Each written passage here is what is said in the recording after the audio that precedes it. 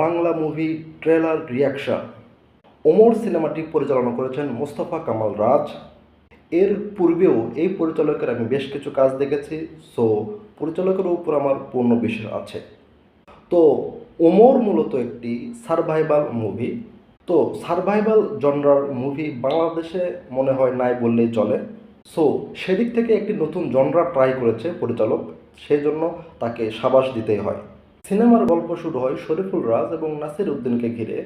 নাসির উদ্দিন যেই বাড়িতে কাজ করে সেই বড় সাহেবের ছেলেকেই শরীফুল রাজ খুন করে এবং সেই লাশটিকে তারা গুম করে।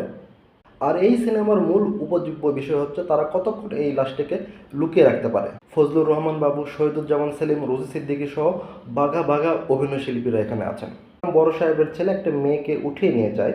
আমার মনে হয় সেই মেয়েটিই হবে শরীফুল রাজের গার্লফ্রেন্ড বা ওয়াইফ, এবং তারপর সে প্রতিশোধ